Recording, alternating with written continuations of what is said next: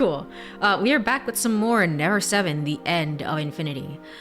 Before anything, I want to say that my sound will not sound like this all the time. It's currently very echoey in this room. Yesterday, I put on a type of noise suppression, and I was listening back to the VOD, and I thought to myself, I don't really like it. I don't really like that it stifles my laughs. Like, if I have to put it on, we'll see, but I don't really like it that much. So here we are. I'm gonna try and leave it off for this stream, and I'm gonna listen back to it. I'm probably not gonna like what I hear. I'm probably gonna be like, it's too echoey. I'm not gonna like that, and you know, maybe try another noise suppression. But I just want to try one stream to sort of make sure that, like, no, to me this is not an option. So yeah, this is what I sound like for this stream. I'm not going to sound like this for every stream. I apologize for any sort of inconvenience. But we are back with some more Never 7, The End of Infinity. Let me get my controller. I was also having issues with my controller when setting up stream for today. I realized it has to be... I don't know if my like USB hub is not working. It had to be plugged in directly, at the very least, to the PC. So, okay, I guess. Last time, we completed the Yuka good end, and it's been so long, honestly, that I can't remember the specifics of it. It was like a back and forth love story of sorts, I want to say. And then we unlocked the Yuka append story. I have no idea what it is. We were going through it. That's when the stream started to get really, really bad. It seems to be like reminiscing about all our good times that we had with Yuka, even though I didn't really spend any time with her, so it's kind of awkward, to be honest. But yeah, let me go over to here. Load. I did save during it. Yeah, Infinity's Forefront, Yuka Cure routes. I don't know. I don't know what that means. We did both make it out of the loop during the Yuka good end. Like, that was... We got to watch the sunset together, as she wanted, so... and we got to kiss her as well. That came out of nowhere. I feel like... It was like, oh, okay. I mean, Yuka, you're cool. You're my really good friend. So I felt very awkward about that, but that's how it goes sometimes, I guess. So, I feel like I didn't have a choice. I feel like I did not have a choice when it came to like which girl I had to end up with first, because I was really gunning for Haruka, or I spent some time with Kurumi. I was hoping for Kurumi's sister, who I forget the name of right now, but I guess that's how things go. So let me just load and hop into the game.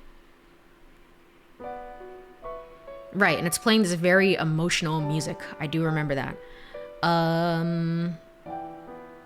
do I want to put this? I wonder if I don't want to move... Okay, I have to do that for later. I want to move my monitor up a little bit so that chat is not blocking the text log. But I will do that another time. Let's move this over here. All right. After all, right after this retreat is over, school is gonna start. Boring classes, boring part-time job. It's a monotonous daily life that makes me want to scream. For me, the world we came from is much more annoying. What are you talking about? What? Okay, very normal things you're saying right now, Yuka. Why, you ask? Well, I just felt like it, I guess. I wanted to tease you a bit. I mean, Makoto, you're cute, you know. Yeah, you're so cute when you're desperate. Oh, okay. Kind of like a newborn puppy. We also learned that Yuka's like original love is dead. He died in a fire being a Chad. So we got like super angry about trying to have to live up to that, I guess, and is super jealous as well. But I mean, it all worked out in the end, so yeah. Hey, Makoto? Makoto, when was your first love? I see. What about you, Yuka? When was your first love? Mine was in middle school. I still can't forget it. It all started in the spring of my 3rd year. On the day of the April opening ceremony. That's how I fell in love with him. it seems to be more of a recap of all the different scenarios that you could get if you were just like super gung-ho with Yuka. But some of them legitimately I've not seen before because I didn't really hang out with her. So I see. Hey, Yuka. So, did things work out with that boy?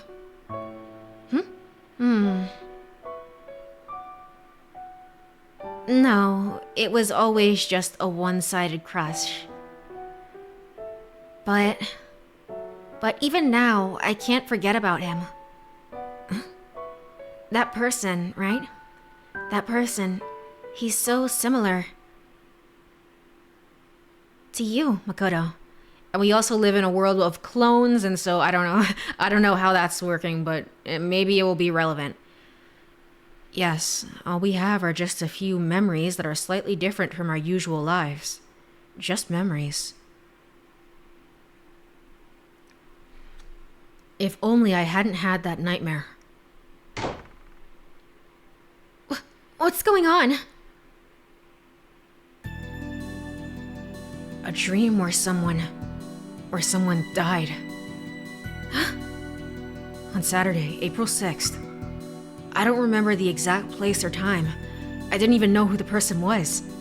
But within that person's lifeless hand. Wait a second. It can't be. You're not telling me the object in that person's hand was a bell? There was also 2 bells, apparently. Huh? That's right, isn't it? Why wait so long to bring it up? Wait so long? What do you mean by wait so long? What are you talking about, Yuka? Hey, Yuka? Makoto. Listen, Makoto? Calm down and listen, okay? The dream you had... Actually, I had the same dream. Huh? On the same morning, the morning of the 1st. The end of the spring rain, at the tip of the cape, with the ringing bell, time melts away. The time melts away part. Huh? Don't you get it? What it means? Oh yeah, this is when Makoto was being so dumb. It's like all the memories are sort of rushing back to me, essentially, about how this went. It means being released from the flow of time and being sent to a different time. So it's talking about time travel. On that day, Saturday, April 6th, we were returned to a world 5 days before. And if this hypothesis is correct, we might be able to say, tomorrow, Saturday, April 6th, we'll be returned to a world 5 days prior. That's utter nonsense. It's impossible, absolutely preposterous. Yes, that's right. It's natural to think that way. Thinking logically, I'm the one out of my mind, asking you to believe such a ridiculous story. It could all just be my imagination, and maybe I've got to screw loose. But if this is actually true, so please, I want you to promise me one thing. Never visit this shrine again. And I'll never come here again either. That wasn't a promise. That wasn't a promise. I also remember, I don't know, going through a Uchikoshi story right now is making me think about 100 Line. It's like, I can't wait. I can't wait to see this game and then see if I can spot out any Uchikoshi influence in 100 Line, because again, I think it's mostly Kodaka, but Uchikoshi does have some contributions to it. So I'm gonna be very interested to play that game when we get around to it. To Makoto, I'm sorry, I have to go there. You really came, huh? Why, Yuka? You broke our promise, didn't you? You swore you'd never come here again. Isn't that irrelevant now? I want to know why you came all the way here, putting yourself in danger. The promise I broke. The important promise I made with Makoto. Oh, this is from her perspective. Okay. I couldn't keep it. What's going on here? Why are there two bells? Yuka, you said you threw it away, right? I just... So that was a lie? And then we died.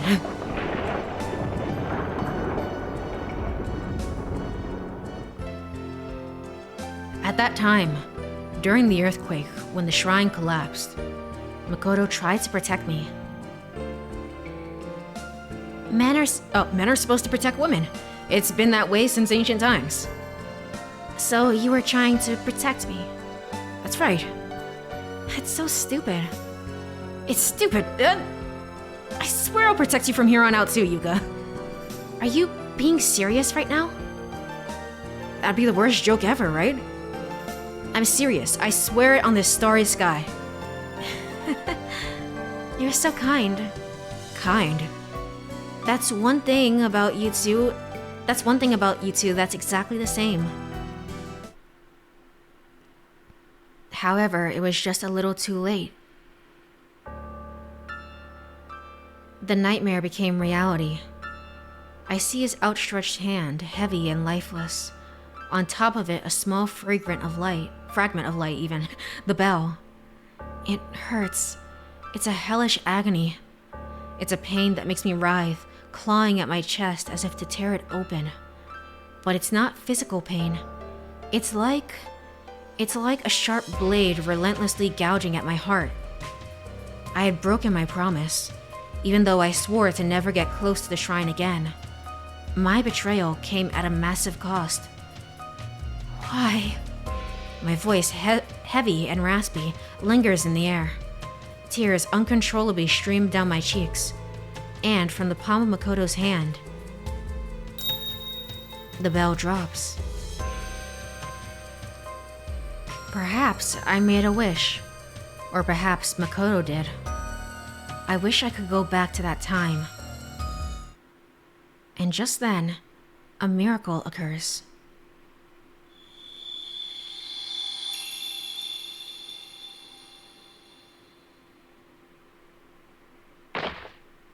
I jolt awake, kicking the blankets aside.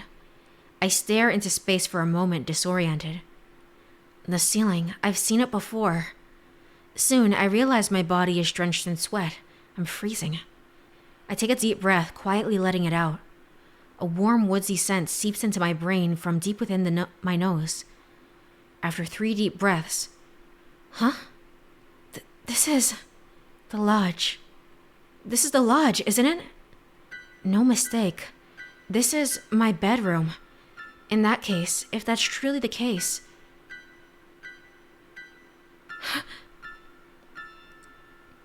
I then leap out of bed, dashing out of the room like a bullet. I know exactly where I'm going. I throw open the door in front of me. In the center of the room, there he is. It looks like he just woke up. He turns around in his pajamas. Feels like my chest is being crushed. Even though I only had to run a short distance, my heart's pounding violently. Eventually,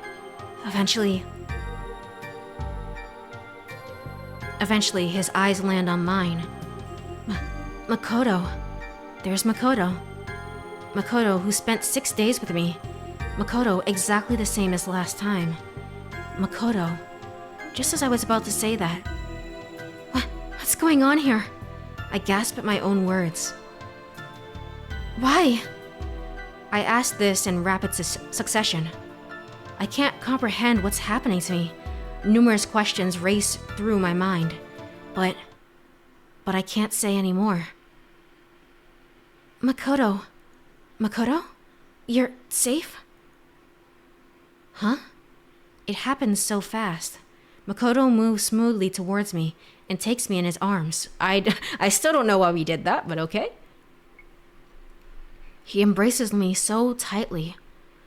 It's as if he's anchoring us, keeping me away from going anywhere. Makoto. I hug Makoto back tightly. His warmth permeates my body. I can almost hear his heartbeat. It's as if we were making sure the other is alive, that we exist. So maybe we... Makoto peels me away and slowly lifts his left hand. Leaning on each other, we look at his watch. First, Monday, 9:19, I feel like this didn't happen before. I feel like we looked at the watch first, and then from there we decided to hug. I don't know. I feel like this happened differently, but my memory is probably more faulty of the situation. I forgot the time change. No worry, Chu. I was like 30 minutes late to my own stream. I was 30 minutes late. Hello. I hope you have been well. I am here. I am here and I am tired, but we persist through the loops, through the infinity. It seems like that's the case. So, in other words, Before Makoto can finish, I leap at him. I stumble and stagger, pushing him against the wall, and yet I keep pressing up against him. Yeah, this is what I remember. Just working. Fair and valid. I hope work is going well. I bury my face in his chest. I'm crying. I grip his shirt tightly, letting out a torrent of emotions. Makoto! Makoto! I keep whispering his name to confirm he's right in front of me. Over and over and over. It's okay. It's okay. I'm right here. I heave with sobs. This heart-wrenching sound reaches my ears. Joy, sorrow, tenderness, anger, relief, and some emotion I can't describe endlessly gush out of me. I will persist with editing as you persist through with the time loops. Fair. That's it's kind of like the same thing. When you're editing, you see a clip, you see certain sections of a clip over and over again. It's kind of the same, you know? Then something gently touches the back of my head. A familiar scent tickles my nostrils. It's the scent of a Makoto. A fragrance filled with comfort and kindness. It takes about an hour for my tears to dry up. I seem to have regained my composure. Perhaps those copious tears had washed away what had been lodged in my chest. Yuka, I'll ask this just to make sure, but do you remember what happened earlier? What happened to us? I nod quietly. Do you remember everything that's happened in the past 6 days? Yeah. The taste of Izumi's paella. Yeah, Izumi-san. Okay, that was the name of Kurumi's sister. When Saki was swept away by the huge wave. I remember the shock of learning Haruka was a clone, too. Kurumi-chan disappearing, going to the shrine to look for her. And now that I think about it, maybe everything started from that moment. If only we hadn't gone to the shrine that time. And I remember what happened that night, too, you know? You and I gazing at the starry sky. That night. The promise we made then. Makoto kept his promise. It feels like we've gone back to the beginning, doesn't it? But is that really what happened? Huh? I mean, maybe your watch is broken, you know? Just relying on a wristwatch might not be enough. We should check other things. Wanna check? I walk up to the door, put my hand on the doorknob. Did we actually time travel? Wait a minute. Are you planning to tell Haruka and Okiko everything? I would never. 7. The end of infinity. It's better to keep this quiet for now. So just be your normal self too, Makoto, and pretend like nothing happened, okay?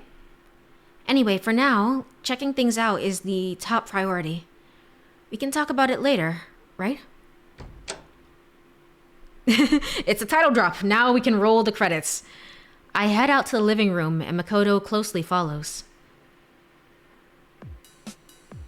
Good morning. Using all my acting skills, I portray my usual self. Hey there! Oh my gosh, it's Okiko! Okiko and Haruka are sitting together on the sofa. They maintain a distance of about 20 inches between them. I hesitate a bit, but decide that being straightforward is the best approach in this situation. Hey, Okiko-kun? What day is it today again? Whoa, what's going on, Yuka-chan? Did you hit your head or something? I've been forgetting things a lot lately.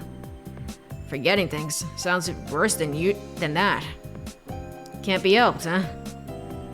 Hey, Ishihara, wanna help this young lady out?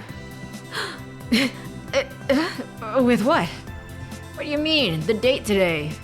Makoto's panicking. He's clearly uncomfortable. I have a bad feeling he might expose us at any moment. The lack of trust, okay. This is kind of bad, isn't it? I guess I'll... This didn't happen. We didn't have choices before. Ask Okiko one more time. Leave it to Makoto. Answer myself. Silence Makoto. Silence him. What happened to relying on Yuka? I silence him. Makoto, sorry.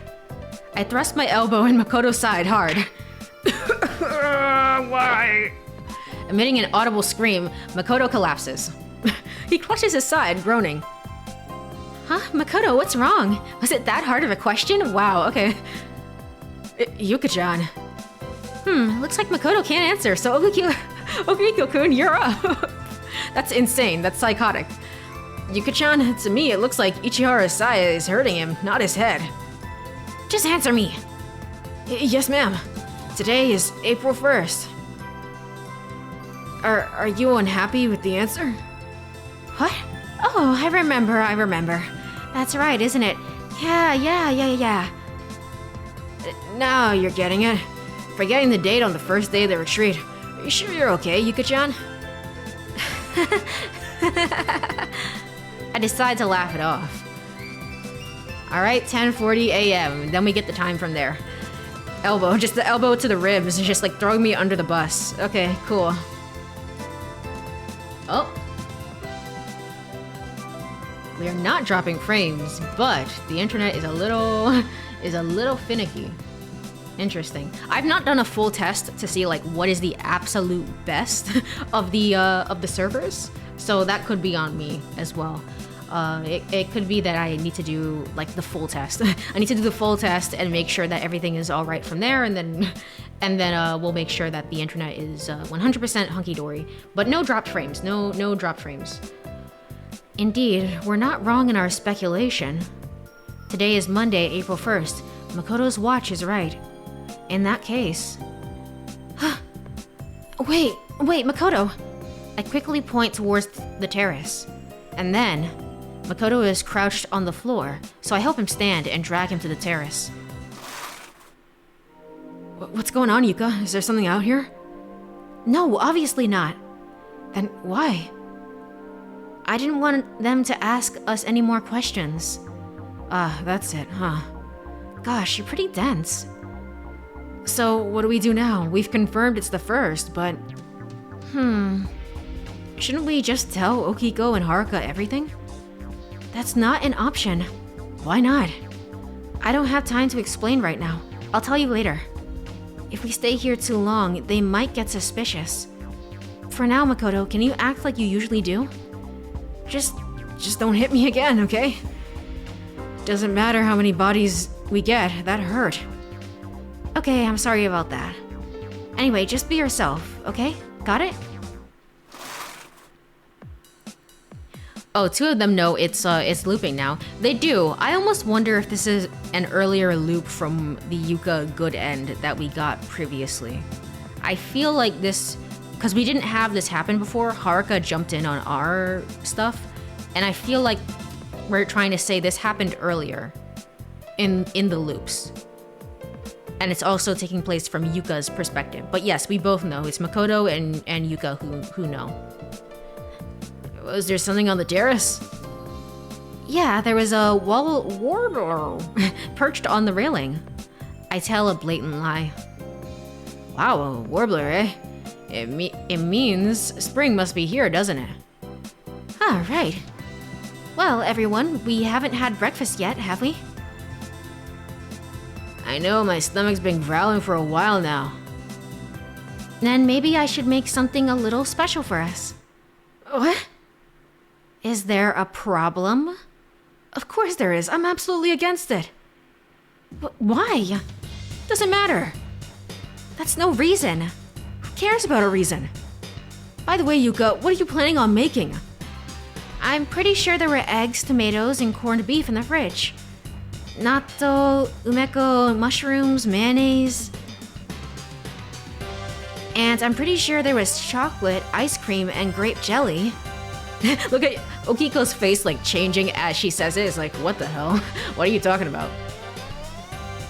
So I was thinking of putting all of that in a blender and cooking it in a frying pan, maybe.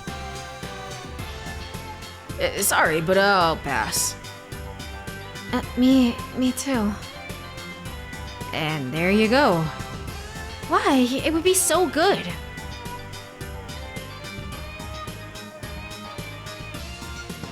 Alright, fine. If that's the case, I'll make some toast to go with it. That's not the issue. April 1st, Monday. Interesting. So this is like a whole thing? This is like a whole thing. It's a whole thing to see it from her perspective, but it... Huh. Let's overwrite this. 4-1, escape from infinity, Yuka Cure route. How is that any different from the Yuka good ending? I almost wonder.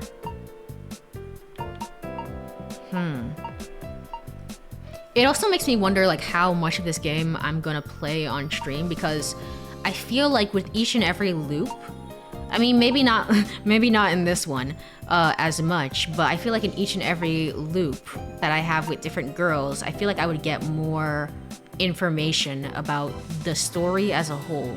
So Kurumi, even though I'm not really, it's like Kurumi's alright, I guess. Kurumi, Saki, even though Saki's just alright, Izumi, Haruka, all these other people and their roots, I feel like I would get more and more information about the world and the story and stuff like that. But I'm also not a 100% completionist, usually. Usually, unless it's 428 Shibuya Scramble.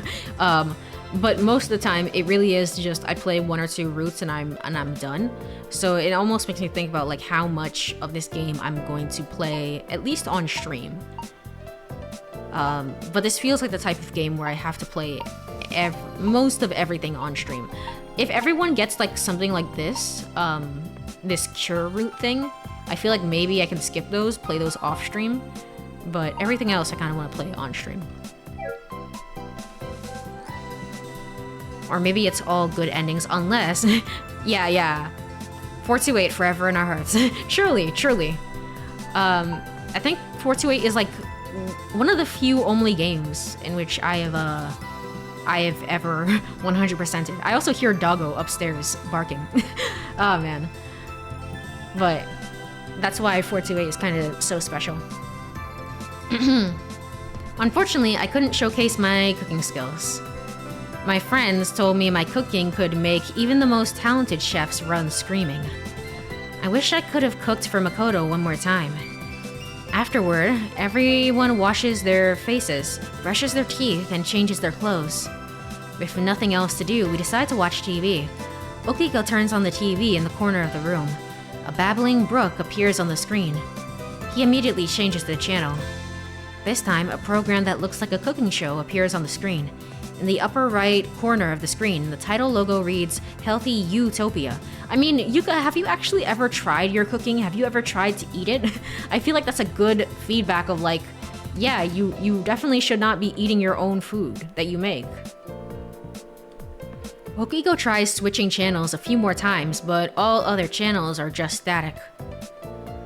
Looks like we can only watch local broadcast here. Okiko says, switching back to Healthy Utopia. What are we going to do for breakfast? How about we go out to eat? But if we eat now, we'll get hungry around evening. If we're gonna go out, shouldn't we wait a bit longer, like another half hour? Well, that makes sense. And he's doing his thing where we wait for the pizza. Haruka nods in understanding. I tilt my head. Makoto tries to mouth something at me.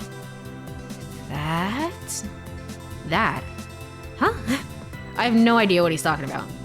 However, I get the feeling that Makoto is planning something. That was kind of mean of you, Makoto, to steal the pizza like that. And it's not pleasant. His eyes, his mischievous eyes blatantly show he has something of it up his sleeve. 11:31 a.m. The doorbell rings. All 4 of us turn our attention to the entrance. Coming now. Makoto stands up promptly, walks toward the entrance. He opens the front door to reveal... Oh gosh, I have not done your voice in such a long time. There's also no dialogue for any of these. Because these would be voice acted. Huh, okay. Pizza delivery. Oh gosh, can I make my voice that high today? Maybe not. I am a little bit tired. I brought the seafood pizza you ordered. Oh, thanks. Kurumi-chan? Oh yeah, last time we met Kurumi, Makoto said... she's the one who delivered the pizza earlier. Which means, is he gonna... Ishihara, when did you order a pizza? Huh? Earlier. Earlier? I get it, that's why you said we should wait half an hour. Well, you should have said that from the beginning. Is something wrong? No, it's nothing, just something between us. Makoto's about to take the pizza from Kurumi. Stop him, pretend not to see. Stop him. I briskly approach Makoto. Hey, Makoto, wait a minute. What? The pizza, I think there's been a mistake. Makoto shoots me an accusing look, but I ignore it. Huh? A mistake? But it says seafood pizza on the receipt. No, I mean, we didn't order a pizza. But... While rechecking the receipt. This is definitely the right address. Then what's the recipient's name? Asakura. It says Asakura, see? Uh-oh, unfortunately there's no one named Asakura here. Wait, please, I remember now. Suddenly, Haruka intervenes. She's like, I'm so hungry. I'm Asakura. Huh? Yeah, good. I got startled when you mentioned a mistake. Alright, here we go. Huh? Yeah, she completely lies, and I find that so hilarious coming from her. But she's just really, really hungry. She's like, I need to eat. I'm sorry. Despite my efforts, the pizza ends up in our hands. Perhaps we were destined to take Saki's pizza from the beginning. That's how it feels anyway. The four of us silently eat the pizza. Despite all my talk earlier, well, I am quite hungry. So you didn't even eat your own cooking. Why? Makoto's giving me the evil eye. We can't fight on an empty stomach. Thinking this way makes me feel less guilty. And I'm sorry, Saki. I mentally chant this to the absent Saki. Alright, it's noon. I still think that's a very weird way to write noon, but it is indeed noon. So, I'm like, oh, okay, I get this loop now, and then curveball. It seems to be the intent. Little things like getting these, like, I'm getting choices, it seems, and I don't understand why. That's kind of the thing that's throwing me off. That's, to me, is like, are we on the same loop or not? Things like that. It's Monday, April 1st. Now for the midday news. The polite voice of a news anchor drifts from the TV, along with the mechanical cooing of a dove.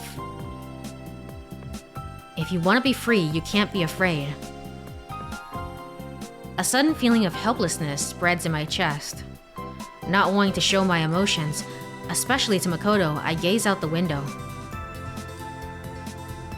Hey, we should get going soon. Go? Where? What do you mean, Yuka-chan? We talked about it last night. Tennis. Oh, tennis. I completely forgot. Right. Shall we go then? Play some tennis. But I'm not sure Haruka really wants to play. I glare at Makoto. Huh? Yeah. I'd rather look at the sea than play tennis. The sea, huh? Okiko thinks for a moment, then announces. Well then, I think I'll go too. We've come all the way to the ocean. It's only natural to want to check it out first, isn't it? Okay, I've got it. I clap my hands. So how about we split into 2 teams? The beach team with Haruka and Okiko, and the tennis team with Makoto and me. What do you think? I like that idea. Haruka doesn't like that idea. Haruka's just like, oh man. He's so annoying though. Haruka doesn't say anything. Makoto seems to understand what I'm doing and doesn't interrupt. It looks like we'll be able to talk alone as planned. So, shall we go then? We leave the lodge. So far, this seems to all be the same, which is, I mean, it's fine because I'm coming back from a break. That said, though, it's not very interesting because it's things that I've already seen. It's just a more condensed version of it. Which is why I'm trying to make some theories. Maybe this isn't the exact same loop, but it feels very, very similar. Unless we just kind of forgot our memories of this loop and started all over again. Now, we'll have some time to talk. Makoto and I sit down on the bench at the tennis court. Alright, let's get to it. Why can't we tell everyone? What's the secret? What's the reason we have to keep this thing a secret? Looking quite serious, Makoto starts the conversation. I know you want to talk about that, but first we should clear up some stuff. I feel like there's a lot of things we're not seeing eye to eye on, as well as things we don't understand at all. What we've experienced, what we've thought. We need to get on the same page first, so we can really understand what each other is saying, right? Makoto nods in understanding. Alright, we're good then. Let's start with confirming the facts we know currently. Okay. There are 3 things I'm absolutely certain of. First, you and I share memories from the 1st to April 6th. Second, today's date is Monday, April 1st. Third, on the previous April 1st, we had similar dreams. Hey, Yuka, this is getting complicated. It really isn't, Makoto. What are you talking about? Let me make sure I understand what you're saying. We time traveled to that shrine on Saturday, April 6th. Or from that shrine, rather. To April 1st, which is today. Time travel, huh? You don't think we time travels? No, I do, but I don't think time travel can explain everything. Huh? The 3 facts I just mentioned, if it were only the first and second, we could call it time travel, right? The crucial point here is the 3rd fact. You and I having similar dreams of a previous first. Yeah, so when you think about it, it means this experience of traveling through time isn't the first time for us, right? Right. In other words, it would mean we time travel twice, wouldn't it? Yeah. So doesn't it mean we've experienced today, Monday, April 1st, 3 times? The last April 1st, today, and the one before the dream, the forgotten April 1st. Oh, and the one before the dream, the forgotten April 1st, huh? Yeah, so I've been thinking. Makoto, what do you think was the day before that forgotten April 1st? Well, that'd be March 31st, of course. You sure? Are you really sure? What are you getting at? In other words, maybe the day before that forgotten April 1st was actually April 6th. What? April 1st, the universe is just messing with us. It really is. It's really entertaining and funny that it happened on April 1st. Just like da da da da da da. You all are clowns. You're the real April Fools. The truth is, we don't know how many times April 1st has occurred for us.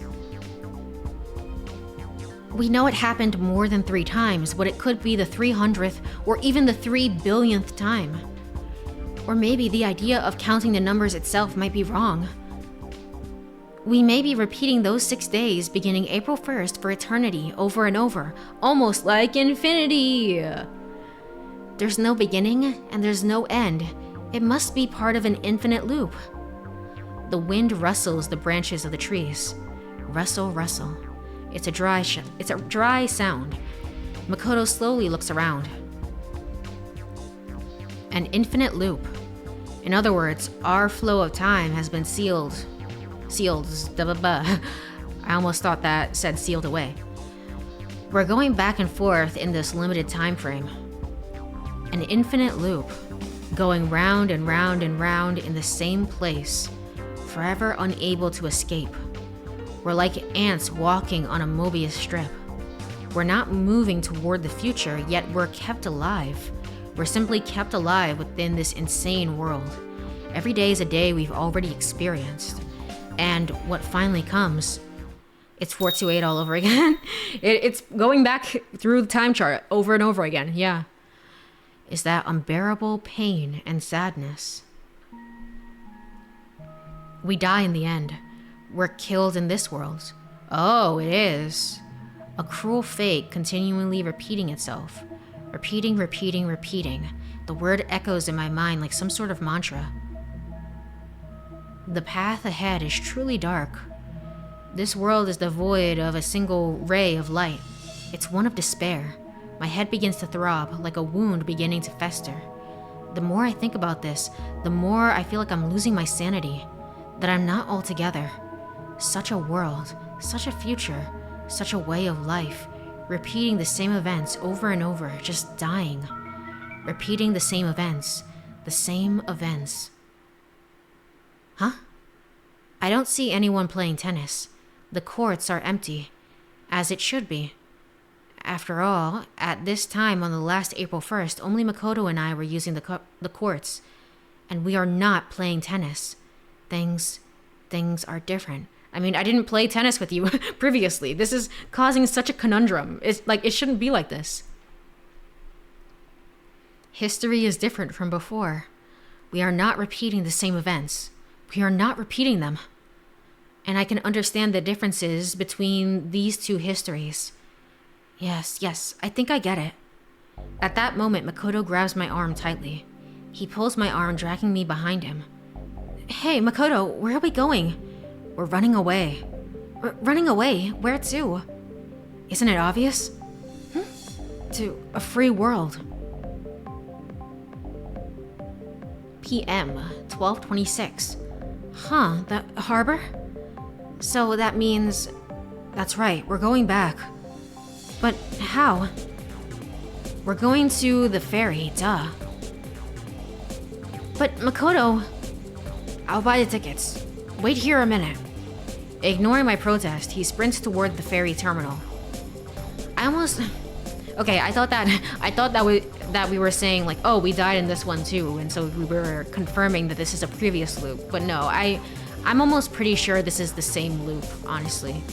I'm gonna go through this one and just to see, but again, if the other girls get something like this, I honestly think it's just not worth it to repeat it, at least on stream.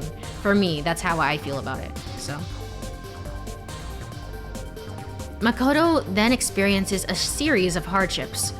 What exactly is he trying to do? Makoto's trying to leave this island as soon as possible. It's true that if we are not on this island on the 9th of the 6th, the tragedy might not recur. So he wants to get off this island by ferry or fishing boat. That's Makoto's plan. But today, there's an issue with the ferry. Service today suspended due to bad weather. And when he asked a fisherman to lend him his boat, "You fool! Don't you dare underestimate the ocean. You know nothing about the ocean. What an arrogant thing to say." The fisherman shouts loudly enough for me to hear. 1:43 p.m. Well, that didn't work out, did it? Makoto's shoulders are slumped, his head down. It's like that one episode of Haruhi Suzumiya. I wonder if there's actually some inspiration in there. That's actually a really apt comparison of what this is. It feels like I'm going through that one endless, what is it called? Endless 8? Endless 7? Just over and over and over again. I saw it all from here. That's why I tried to stop you. Never 7, endless 8. Hey, well, you know what? Maybe it is drawing some inspiration from there. Because I think this would have come out after I think the original one would have come out after Haruhi. Maybe not the Haruhi anime, but at the very least the novel. Did you know? Izumi-san mentioned it before, didn't she? That they can't go fishing because the waters offshore are going to be too tough. She also said this storm is moving pretty slowly, so things might be bad for about a week. Makoto, he looks up at me. Don't be so hard on yourself. Didn't I say earlier that this might be an infinite loop? That we're repeating history over and over again? I think it's because I think it's because we've been taking the same actions as in the previous loops. So we've been stuck in the same version of history. Why did it turn out this way? Any idea, Makoto? Makoto shakes his head quietly. It's because our memories were vague. Occasionally, right before a specific event happened, we experienced something like a precognition. But it really wasn't that clear. This time is different though. We still have access to very clear memories, right? We clearly remember events from the past loop. That's what I just realized on the tennis court. If that's the case, even if we can't escape from this island, changing history should be easy. You think? For sure. Actually, even this morning, history changed slightly, didn't it? For example, because I didn't cook, you were still hungry, Makoto. So you came up with a plan to steal the pizza. Then Okiko did something different, which resulted in Haruka pretending she was Asakura. Makoto, have you heard about the butterfly effect? I don't. I didn't say that before. I said that I do. Of course I know. It's the idea where if a butterfly flaps its wings in Brazil, a tornado happens in Texas a few weeks later. In essence, it means small, subtle changes can have an impact on huge events. Isn't history made up of an accumulation of small, insignificant events? So if you make a small change, it could lead to a completely different future. Maybe she knows because of this loop. Curveball. She was explaining it last time, and we were playing as Makoto before, and so I said that I do know what the butterfly effect is. So she didn't explain it, but now that I'm not controlling Makoto, he's like, yeah, I don't know what that is. And it's like, I didn't choose that before. What's going on here? History will surely change. No, we're gonna change it. This is our last chance then. Huh? If by some chance the same events happens again on the 6th, we might never be able to escape from this loop. It's true. There's no guarantee that when we wake up on the next April 1st, we'll still have our memories. Yeah, for sure, that might be true. We will change history together. Of course, I agree. But if either of us acts recklessly, everything will be in vain. You understand that, right? Yeah. Things will repeat, but this is our last chance. So please, don't do anything foolish again. Promise me here and now that you'll never approach that shrine no matter what happens. I understand. I promise. Keep your promises. You'd written that yourself in your letter, Yuka. Oh, I also remembered at the very end, we technically died. We technically died at the last loop, and then we woke up and we were like, somehow we woke up on the 7th and we didn't understand why. And that's how we got the Yuka good end. But maybe from doing this, we're gonna see how exactly we survived through that. Because I don't understand how. I don't understand how that would be possible. Keep your promises. You'd written that yourself in your letter, Yuka. My voice is very scratchy, and I should be drinking more water throughout the day. Hold on, I'm gonna take a quick water break.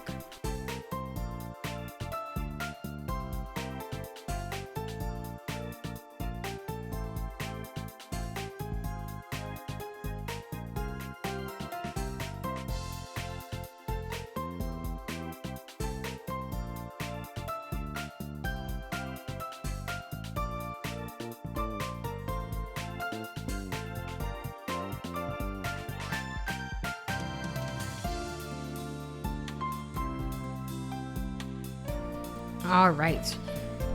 People technically die if they are if they are technically killed. Fate Stay Night or something. Basically, yeah. Oh man. Keep your promises. I repeat those words in my mind as if engraving them in my heart.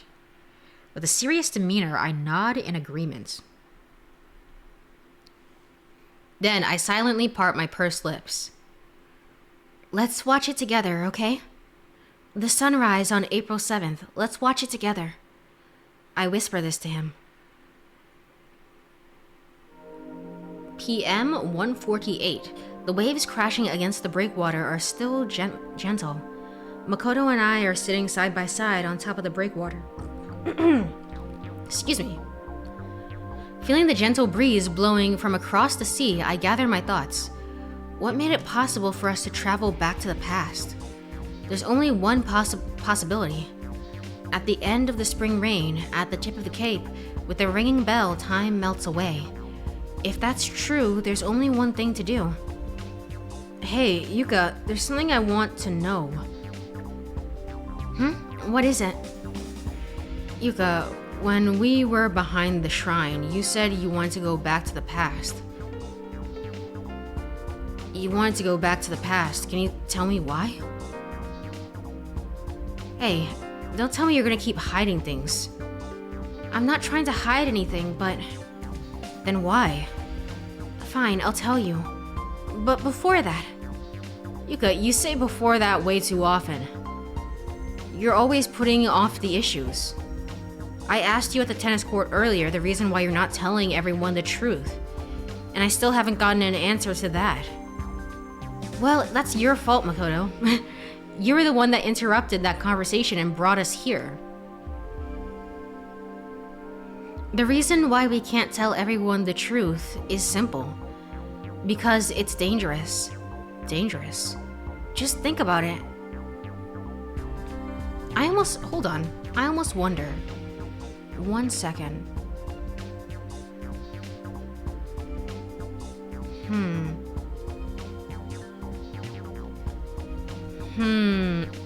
1 second.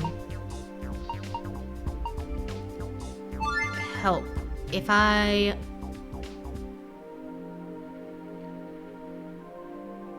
Next text, hide text. System menu, auto mode, for skip page, left. Skip mode, page, right. Is it this? It's on skip mode.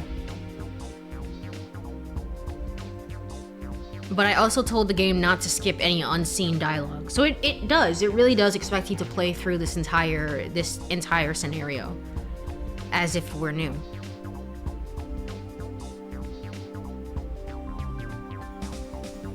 Alright, I'm gonna turn that off then. Everything means we have to tell, okay. I feel like I just wanna at least try and skip through these parts, because we've already talked about this at the very least. For example, predictions of premonitions and Izumi. I can't wait to go on the Izumi route and find out whatever is going on there, because I feel like, I don't know, if Kurumi is seemingly a clone and your father is a researcher as well, it's like, I feel like there's something to be said about that. I tilt my head in confusion. Let's go, Yuka. He makes his declaration and starts walking. Oh, come on, don't just start walking without saying anything. Where are we going this time? We're going to create it. Create it? Create what? That's obvious, isn't it? We're going to create a free world. The sea breeze, salty yet with a hint of spring, tickles my nose. Here we go again. I say with a smile as I run up to Makoto. I still feel anxious about a lot of things, but if you want to be free, you can't be afraid. You can't be afraid. Imagine the original release without all these quality of life stuff. Yeah. I almost wonder, like, did the original version have all this skipping stuff? It probably didn't, and in which case it kind of sucks. It's like, why? Why would you do that, essentially? So, what's the plan? I ask Makoto as we walk. The plan? The plan to create a free world. Oh, well, first, I thought we should start with what we can actually do.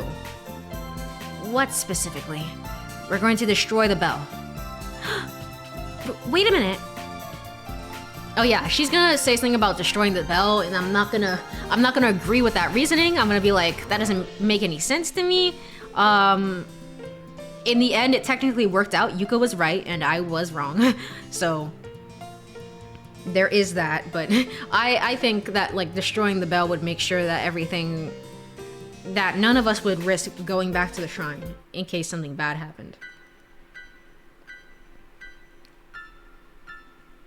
Okay, it was a dream where someone died. Okay, so you know it was Makoto. That was something that we actually didn't know before, because I was like, you saw somebody die in your dream, I saw somebody die in my dream. Like, we were not really specific enough, I feel like, to know for certain. To you, big bro, I found this in Tsukiyama this afternoon. It's really pretty, so I'm giving it to you, big bro, yay! Okay.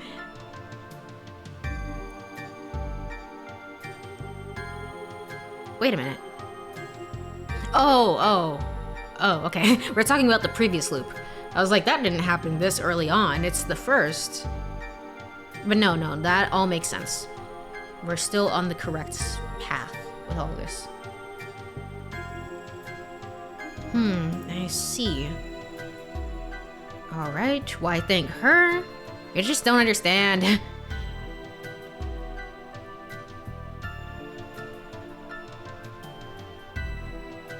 I think after this one as well, it might be good to use a spoiler-free guide to see. The game might be pretty linear, so no matter what, maybe next route is going to be Haruka's route or whatever. It might be something like that, so maybe I don't need to use a guide, but I still want to pull one up to make sure, to make absolutely certain that we're on the right track here for this game. So. Okay. At least I think so. So how's it going, Yuka? Did you find it? Not yet.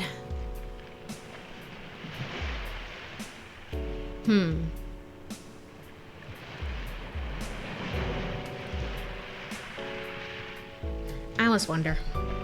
One second. I guess I'll go to BRB. That was a good time to BRB. To Burb. I am going to look up online just to see, because I don't know if this is like extra stuff, if I'm gonna get anything from this. I imagine so. I imagine that this is the route where we're gonna learn why did we survive originally. But it's just so interesting that they don't let me skip through this. They see it as new dialogue, and I don't want to accidentally skip through something in the middle where it's like suddenly things are very, very different or something.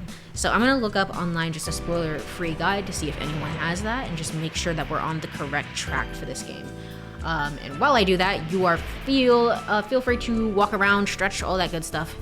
Yeah, no skips is super weird. Yeah, exactly. I will be right back.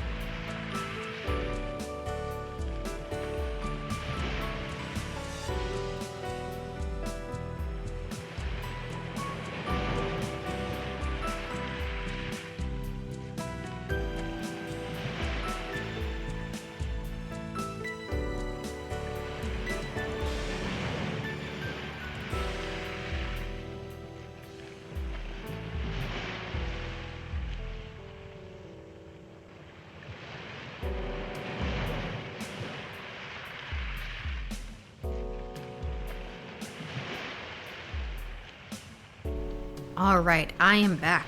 I am back. Let me go over to game screen. All right. So,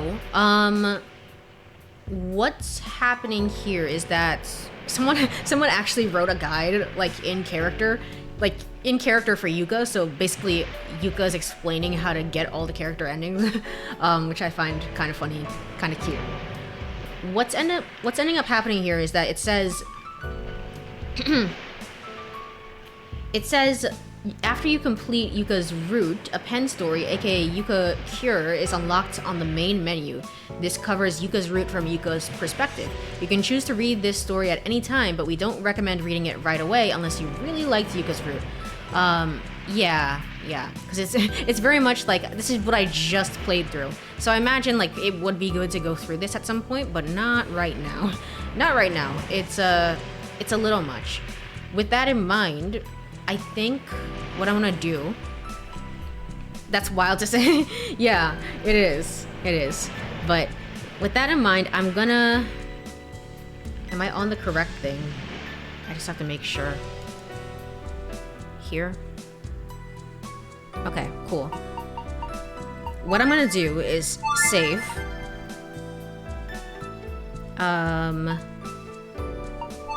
We're gonna save here. And we're gonna come back to this another time. It seems like in order to get the bad end, we're gonna go ahead and get the Yuka bad ends as well.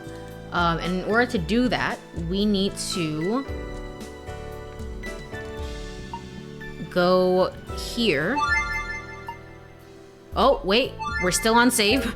Oh my gosh, that was so scary. Never mind. We need to go over here, is what I'm saying, and load from here.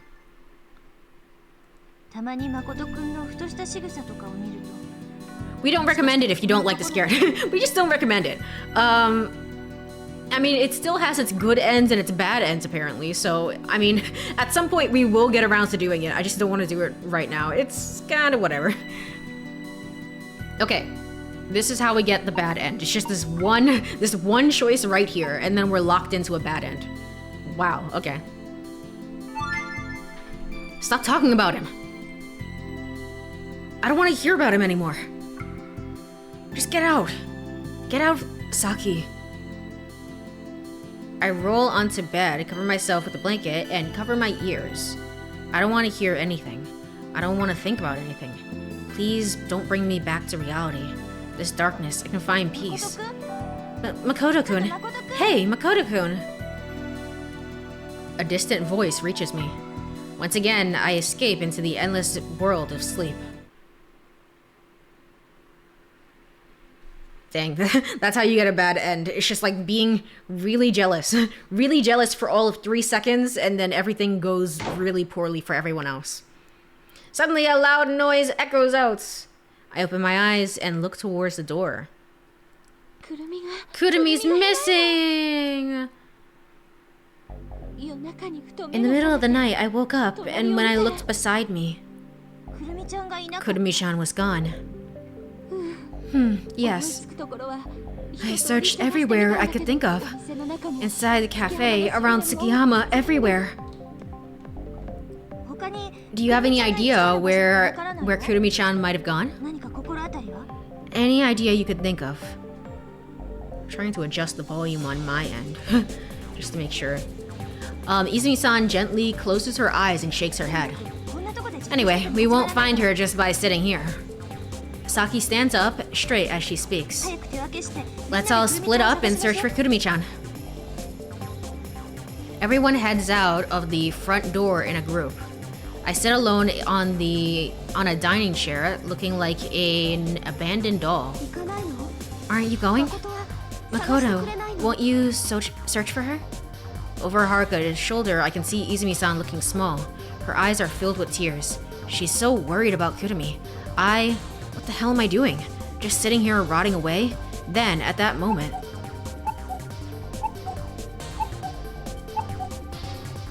The cuckoo clock chimes precisely 5 times. And what's the date today? Saturday, April 6th. Saturday, April 6th. Saturday, April 6th!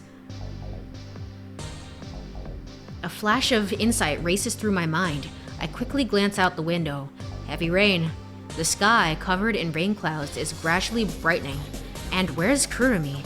Where is she? I know where. I don't need to think about it. Kurumi is at that shrine. And today is Saturday, April 6th. The earthquake is about to occur. But I mustn't go there. If Yuka and I go there... Yuka? Where is Yuka? It can't be. That damn Yuka. I kick the chair and rush outside. I search for Yuka. Okay, so she's not behind us. That's the difference now. She's not actually behind us. Because she used to be with the group. She's not in the group now. I shift my gaze to the forest road. I can just make out Yuka's back as she dashes down the road. Yuka.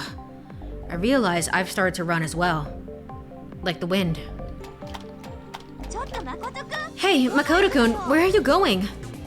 Saki yells from behind, but there's no time to respond. It's a race against the clock. There's less than a half hour until we're out of time. Despite the muddy ground hindering my feet, I run with all my might. History repeats itself. If Yuka goes to the shrine now, nothing will change. On the 4th, Kurumi hadn't gone missing. Yuka and I were both overjoyed with the thought that history had changed, but in the end, the same thing happens. The date shifts, but Kurumi still ends up disappearing. Laplace's demon is smiling. All events are predetermined from the beginning, not by chance, but by necessity. Can history really not be changed? Is there no way to escape its overwhelming current? To escape being swallowed up, tossed about, and ultimately ending up at the same destination? Why is this happening? My clenched fists tremble with anger. At the long staircase in front of the shrine, I finally catch up to Yuka. Wait, Yuka! I grab her arm from behind and turn her around. Get away from me! Please, stay away! I have to save Kurumi-chan. Yuka, you can't. I can't let you go. But Kurumi-chan's gonna die. But if you go there, the same thing's gonna happen. I know that. But... Kurumi-chan... Fine, then. Then I'm going to go help Kurumi. No, there's no way I'll let you go. Absolutely not. You stay here, Makoto. I don't want to lose someone important to me again. Someone important. I don't want to lose you. You, Makoto, who risked your life to save me. That's not true. That's not true, Yuka.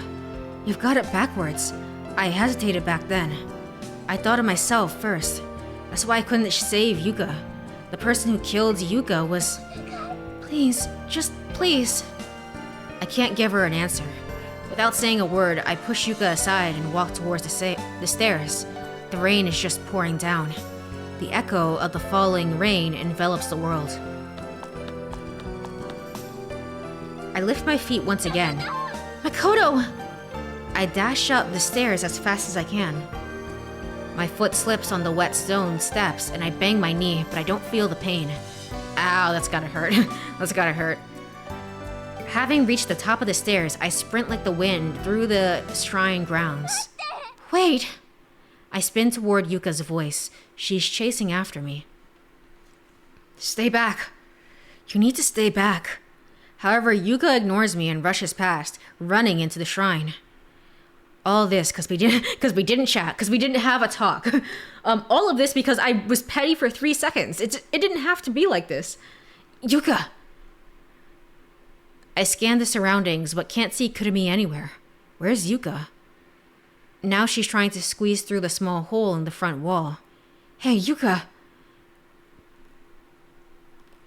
Ignoring my attempts to stop her, Yuka disappears through the hole. In the end, we've come back here again. Kurumi isn't here either. It's only Yuka looking at me with pleading eyes. Uh-oh. Rumble, rumble, rumble. The tilted shrine walls we're leaning against are slowly closing in on us. Over Yuka's trembling shoulders, I can see the shrine's thick pillars bending, sending fine wood splinters flying. The next moment, The shrine collapses with a thunderous roar. What should I do? I hesitate for a moment, considering my options. I hesitate yet again. In that instant, I think about my own safety. It's too late. It's all over now. I made the same mistake.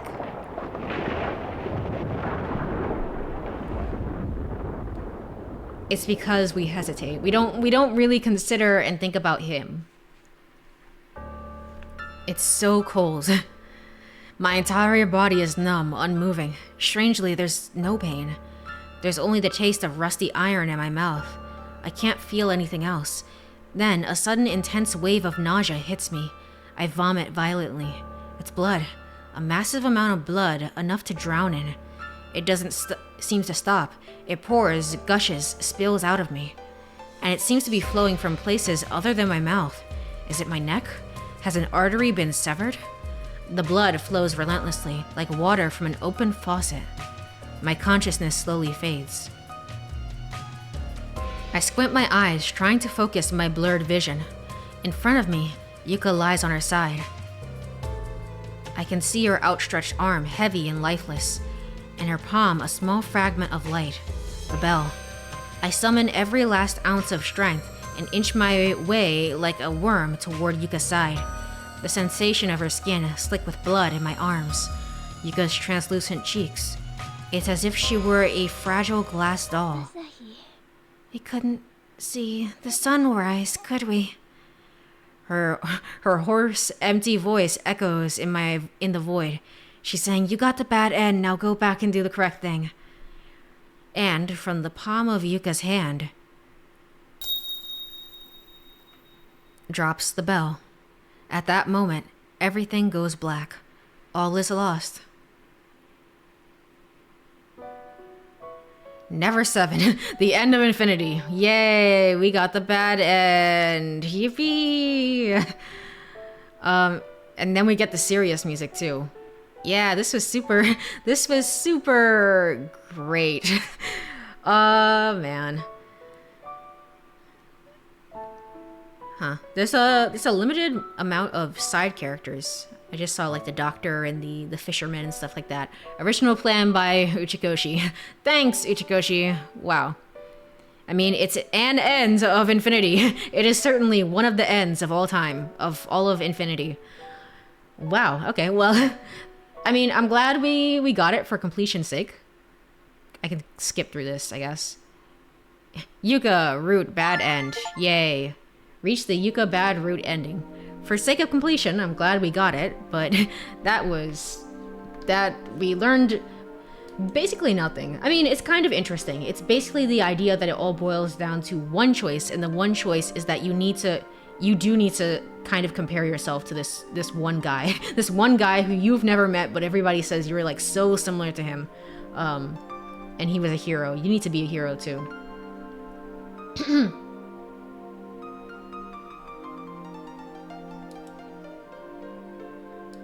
Huh. It's based on choices, seemingly. So I didn't have to get the Yuka good end first. And yet somehow I still ended up on the Yuka route. How? How? Okay. Is this gonna be about clones? Somehow clones are the answer to everything. Every single thing. Okay, we're gonna get the Haruka route next, I suppose. Because that will give us some more...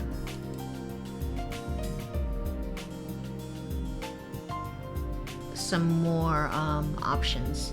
So the way that this guide is written, it's unfortunately very based on choices. I guess what I can do is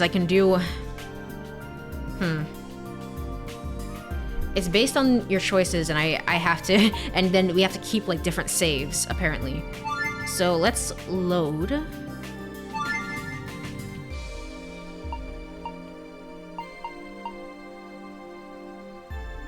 Where do we want to load from?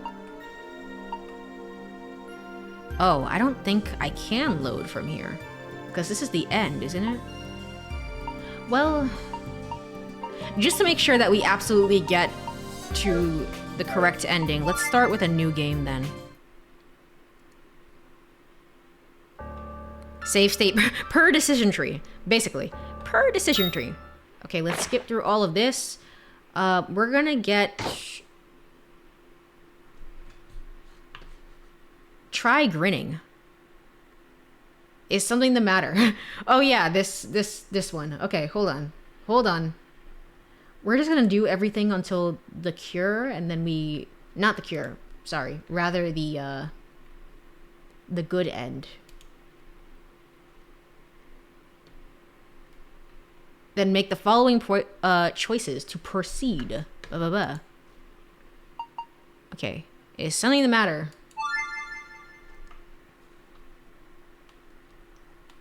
How do I skip? how do I skip? What did I do? Oh, you skip with this one. This is force skip. Okay. Yeah, we could just skip through this. Start thinking about random things. How did I still end up on the Yuka good route despite everything? Say good morning a third time. Try some other words.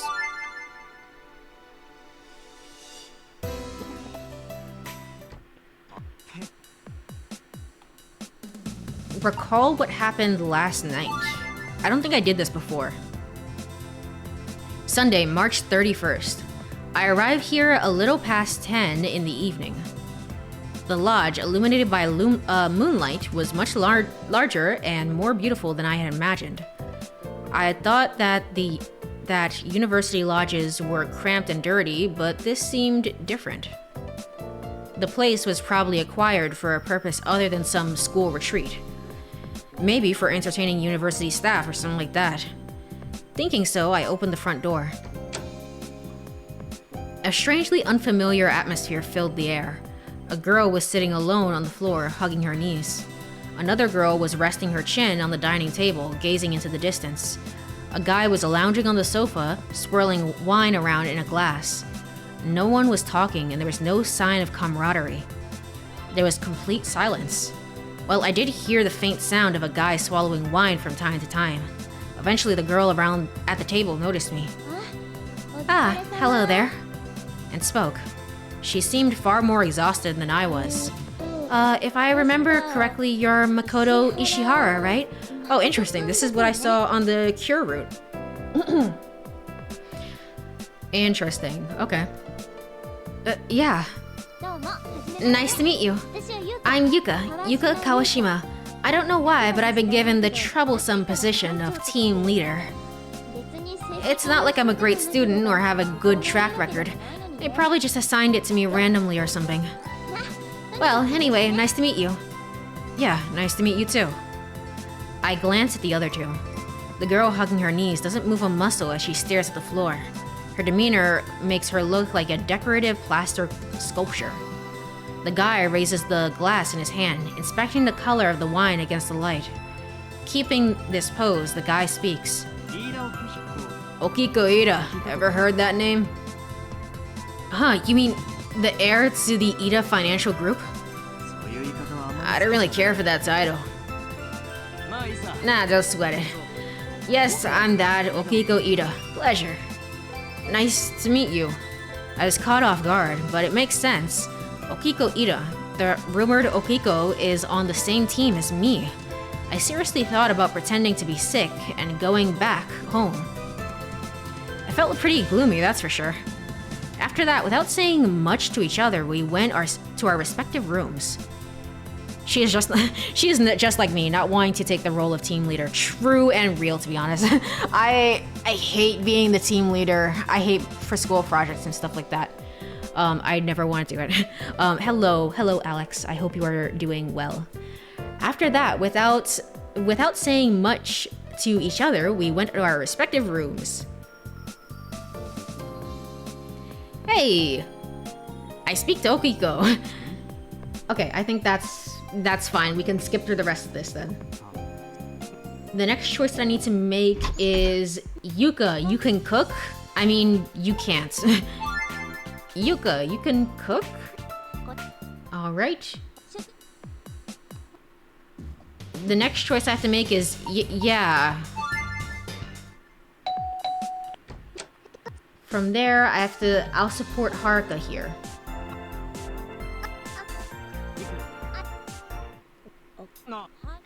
Where is that choice? I'll support Yuka here, I'll support Haruka here. It's funny because this is the exact same thing that I did anyway. Yet I still somehow ended up on the Yuka route. That's just like pure luck or something. I don't know how I even managed to do that. Haruka. Okay.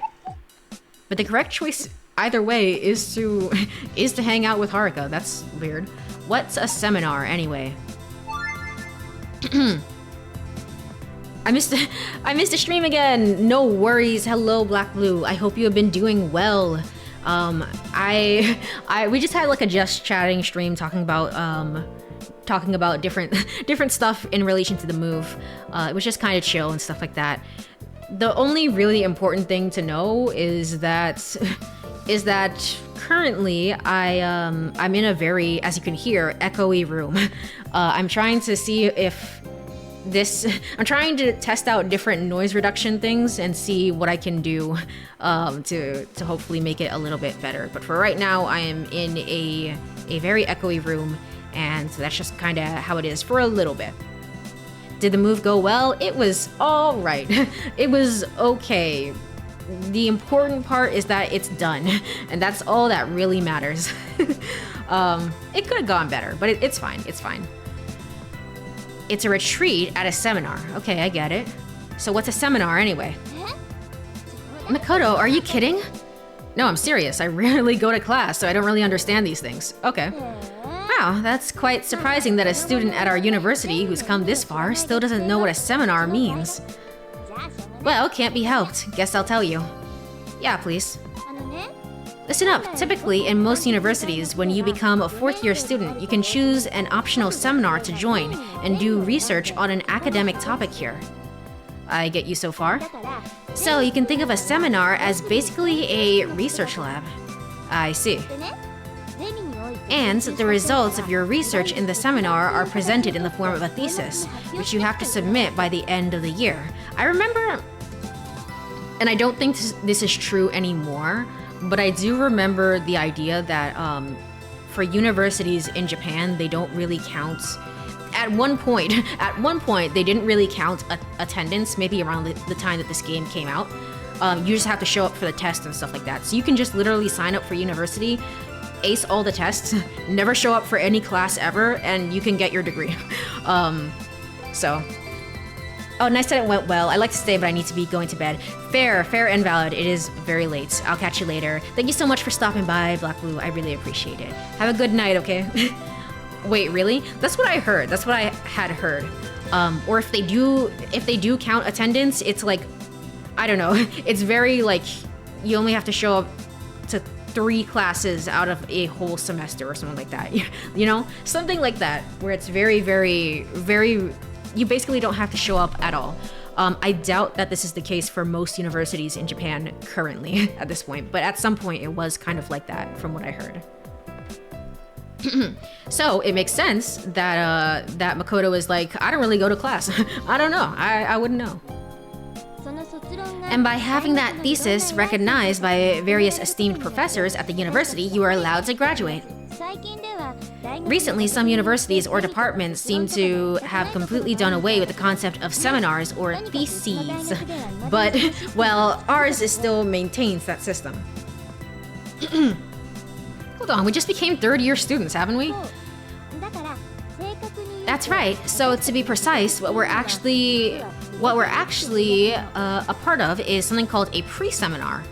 Oh, okay. We didn't actually get this explanation, so I really appreciate it. Wild. Yeah, it is wild. It's cause, and like this is obviously like a what would you call it? Like a oversimplification of the scenario, and that you're gonna have students in any country that take at any point in their life that take school super seriously. However, the idea goes that in America, you take high school, like you're very like not serious about high school. You're just kind of like whatever, get through it, and then you're very serious in college. but then in Japan, it's like you're very serious in high school, but then once you get to college, it's kind of like a 4-year vacation before entering the workforce. Obviously, it's an oversimplification. It doesn't mean that nobody in Japan works hard in university, but that's kind of the general vibes of it. So, at some point, I considered going to university in Japan, and I decided not to at the very end of it. So, yeah, that's why I did like a bunch of research into like the different vibes and stuff like that. So that's kind of why I know these things. Pre-seminar. In other words, it's like a preparatory stage for the full-fledged seminar that'll start next year. Got it? Yeah, sort of. Okay, I think sort of is good enough. I don't understand it completely either. But then I can't make any sense of it. Make sense of what? The purpose of this retreat. Okay, yes. Now we're back. We're back to where we need to be. So, at the next choice, create a save. I can do that. I've seen it from a few uni students here, though. In America, like, treating it lackadaisically. yeah. That's what I mean by, like, oversimplification. Where it's like, it's very much like, not everybody is like this. Not everyone is like this. But that's the general vibe of it. I think that schooling has gotten more, at least in America from what I've seen, has gotten more like lackadaisical about it overall. But I think it also depends on where you go to school. So at this one, we're going to do a save. I'm gonna start here at save 25. Okay, and now I'm gonna go over here, and we are going to load save 1. Okay, cool. And we're gonna go back here, and the answer is I want to go to the C2. Now I did do this, so I can skip through this.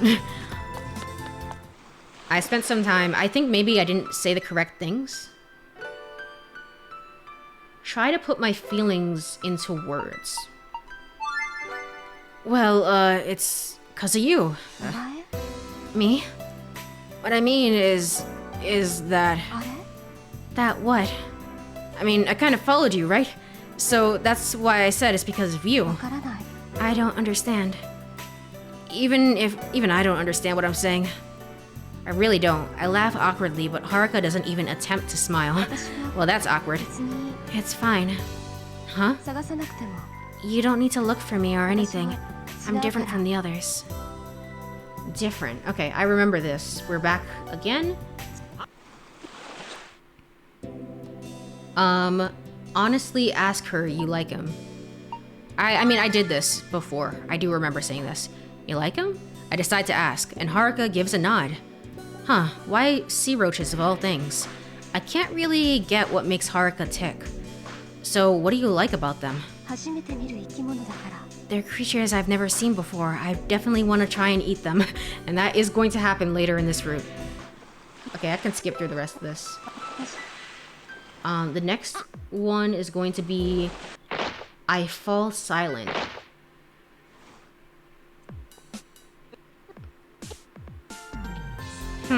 Okay.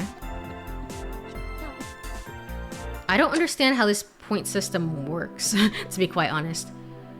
Okay, we meet Izumi, everything's super cool and dope and awesome.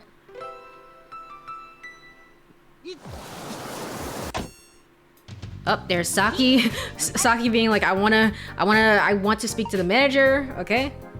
This is the sea roaches, and this is the sea roaches. We're going to try and attempt to eat them. It's like, Haruka, no! I fall silent, but I don't hesitate to reply. I fall silent, apparently, is the correct answer. I find myself somewhat lost for words. I notice Yuka staring at Saki. She appears speechless. She must really be surprised. I hear a from Okiko. He clearly isn't pleased to be outdone by Saki. Haruka's had her head down the entire time. Really, what's her deal? Oh, and then this one. Okay, I remember this. The next one is going to be... I won't... Wait, I can't explain. I definitely chose I won't defend Okiko, because why would I? Why are we trying to explain? I decide to defend Okiko. Wait, I can explain. Hey, you. Don't talk until I say so. Right now, I only want to hear from him. Saki snaps at me. It's no use, I'm helpless. My bad, Okiko, but there's nothing I can do. As Saki continues to go after Okiko, Yuka suddenly speaks. Saki, could you be Saki Asakura from middle school? Okay, we're back again. The next choice is Just okay, sure. I find myself struggling to answer. It feels awkward to be treated like this by people I've just met. Yet going back to the lodge means facing Yuka's deadly cooking. What to do? I hesitate looking at Haruka. And Haruka looks away. I'll pass. Seems to me that's what she's trying to say. If that's the case, then we should. Come on, eat here, won't you? Kurumi's voice interrupts my train of thought. It's so lonely if you guys leave after we just met. Come on, please. Okay, this seems to be the same. Even so, I can't... Okay. Is it because you can't eat my cooking? I'd be honored to eat your cooking. There's no way I could refuse. Okay, so we're back here again. The face on the finger though is cute. It is cute. I don't understand why it's there though. Am I gonna learn about that in the whole Saki route? No? Well then why is it there? You're going shopping with me. That's rude, isn't it? I remember saying that's rude. Come on, think about it. If you were in Izumi-san's position, Yuka, what would you do? Yeah. Okay, I said this before, so we can skip through it again. I call out to Haruka. Fair. I did this before. You want to go shopping with me? Cool.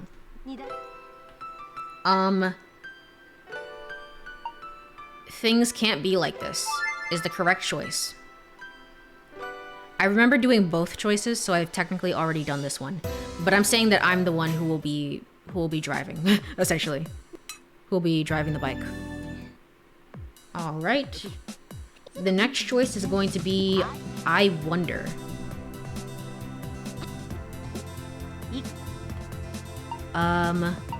You're right, I wonder. I wonder.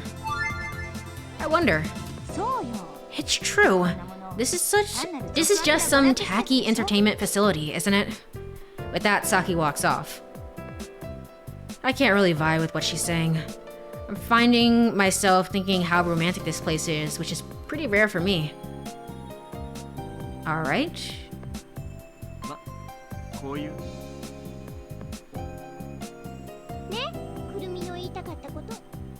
This time it's Kurumi. I smile and respond. By the way, where's Haruka? I spot her right away. Okay, we're back here again. I ask, does that feel good? Does that feel good? I ask her as I watch her dip her toes in the water. Yeah. That makes my heart pound.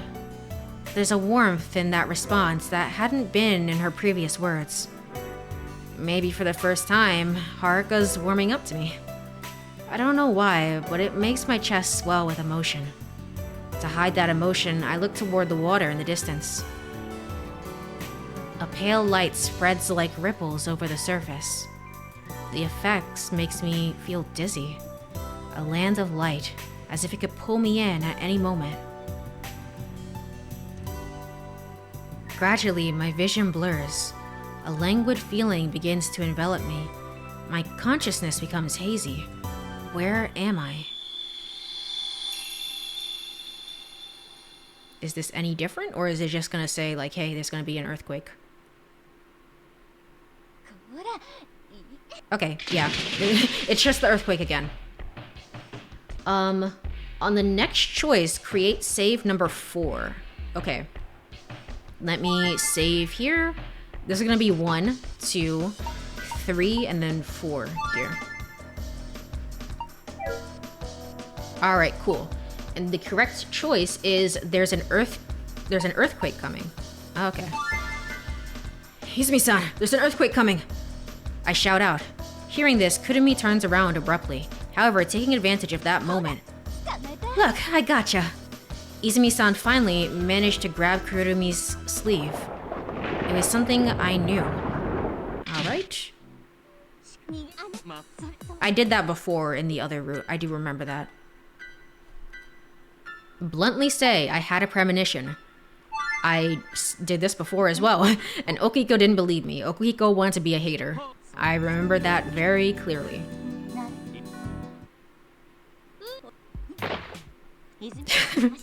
It's like very, very quickly all the sound effects are playing at once, and it's just like, why? What happened? Okay.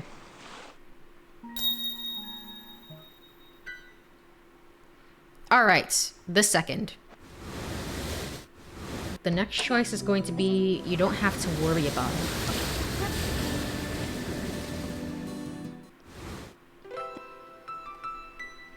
I'm worried about her too, actually.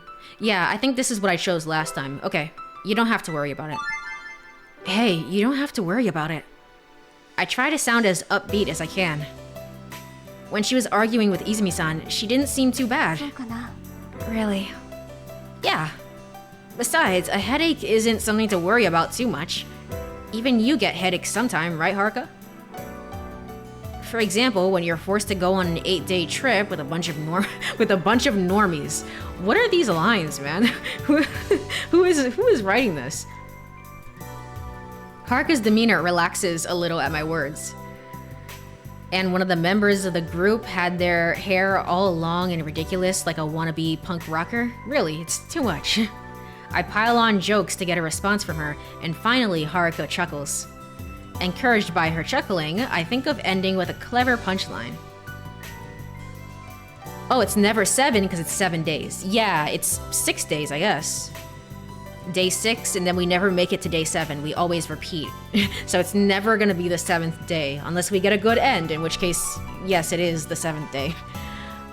I wonder if Normies was part of the original. I wonder too, honestly. I wonder how much, well... Ah, okay, wait, no, I remember. This game did not get brought over to the West. This did not get like an English localization until this very port, this version. It didn't get an official one. So there have been unofficial ones, but this has been the first official English one. A mop. Oh, wait. I missed a line, didn't I? Hold on. Well, not so much a wannabe punk rocker as a mop. Haruka suddenly interjects. Huh? A mop? You mean to clean the floor? Yeah. Okiko's hair looks like a mop? I get it. That's oddly fitting. So yeah, that's probably what's going on with Kurumi. Kurumi just doesn't want to see a gross mop all wet and slimy in the pool. Just imagining that probably gave her a headache. I'm sure that's what happened, don't you think? Wow. I mean, it makes sense that we hate Okiko, but I'm surprised that it seems that yeah, Haruka legitimately does not like Okiko at all, which is interesting. Haruka's naturally smiling now, showing no signs of hiding it. Ow. Never 7 is a visual novel in which the player reads the story and presses a button in order to advance through the text. This is from the wiki. That's a very generous and clear understanding of what a visual novel is. So you really don't have to worry. Despite this jumbled logic, Okay, I understand. Haruka gently lets go of my wrist, murmuring. Then, as we start walking toward the pool again, Haruka follows me at varying distances. But still, as I walk, I found myself thinking something like this. But really, worrying is so much of a mere headache. Worrying so much about a mere headache. Although she might seem cold on the surface, Haruka could actually be a kind-hearted person deep down. Even in the bright sunshine, it's a little chilly to be outside in just a swimsuit. I have not actually seen this scene before, so I guess we're gonna not skip through it. When I get to the pool, I'm gonna jump into the water first thing. I figured I'd be thinking this, but it's pretty warm out here. Even though it's not like it's summer, it's quite comfortable. The fence surrounding us must be acting as a windbreak. Yeah. Wow, isn't the weather just fantastic? Ohiko, shielding his eyes against the sun, speaks in a dramatic fashion. Hold on. Okay, I was like, are you wearing anything under there? He is, just in case, he very much is. Okay, there's a little bit of blue. I was very concerned. Ohiko, shielding his eyes against the sun, speaks in a dramatic fashion. And I should also thank you, Yuka-chan. Thank me? Why? Well, because you called me before the retreat. When you called me before the retreat, you said, make sure you bring your swimsuit. Yeah. Even though we're by the ocean, there's no way we could swim this time of year. I wonder why you said to bring a swimsuit. You're right. I see 5 pixels of blue. Exactly, I was like, is there anything there? I was so concerned for a moment. It's like a bit of some clothes are, some clothes visible. Yeah, exactly. It's like very, very just like the itty tiniest bit of it just to say like, yeah, he does have clothes. Very, very concerned for a moment. I see. Yeah, if it weren't for you suggesting it, Yuka, I wouldn't have brought a swimsuit at all. Yeah, that's right. Sir, you must pull those shorts up, please. For everyone's sake, please.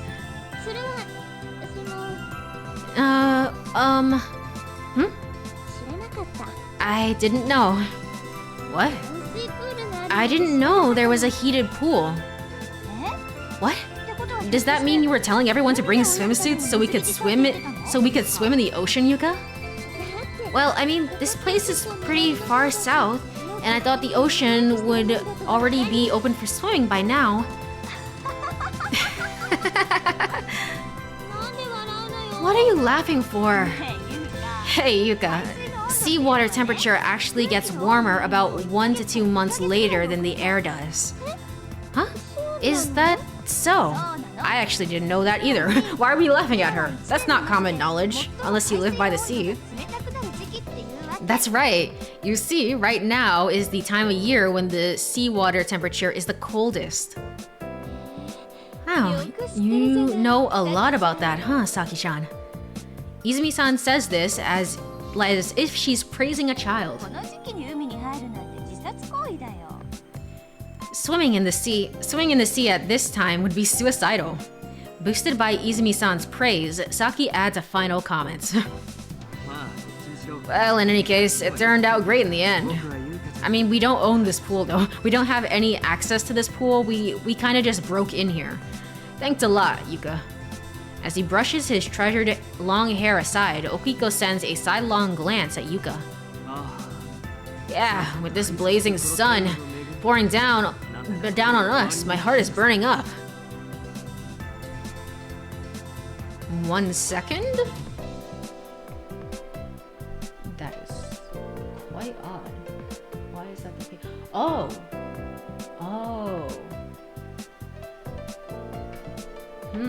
Okay, hold on. Let me plug this back in.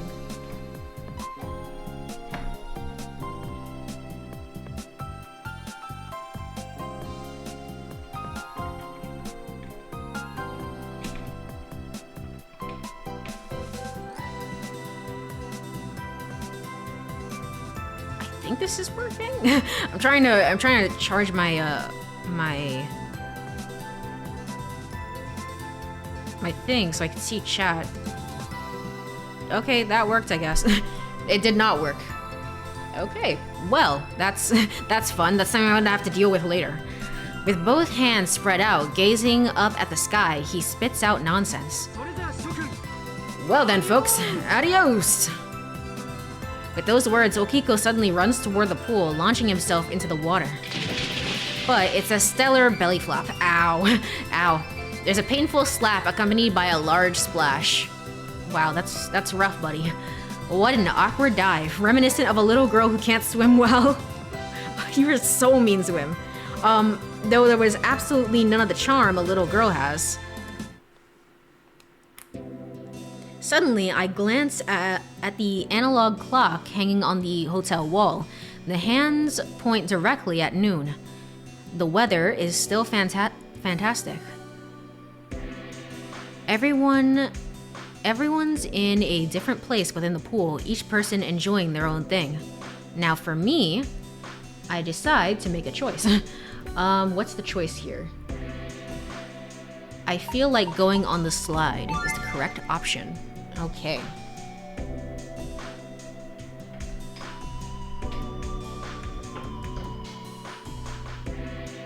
Hold on.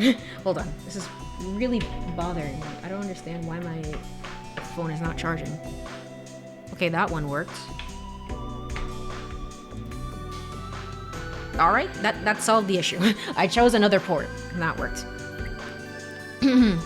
I feel like going on the slide. That's because I've just spotted a water slide next to the swimming pool. What do you mean you've just spotted it? It's the one thing that you notice above everything else. Looking back, I used to go down these kinds of slides a lot when I was a kid. Back in those days, I could live without any worries. Think only about fun things. Believe that I could do anything when I grew up. I really miss that me. Alright, I'm gonna go down the slide for child me. Fortunately, there are no kids around the slide area right now, so it shouldn't be too embarrassing. I've made my way to the slide. Suddenly, I noticed Haruka sitting on the stairs. She's just sitting there, hugging her knees, gazing at the sparkling sunlight reflecting on the pool water. Yo, what are you up to? I speak to her. Haruka doesn't say a word. Her gaze remains fixed on the water's surface.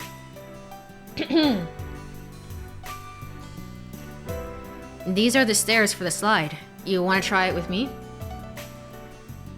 Still no response. Her gaze stays on the water. I turn my eyes to the pool, following Haruka's gaze. Not like that changes anything. Hey, what are you looking at? I try a different question. She continues to stare.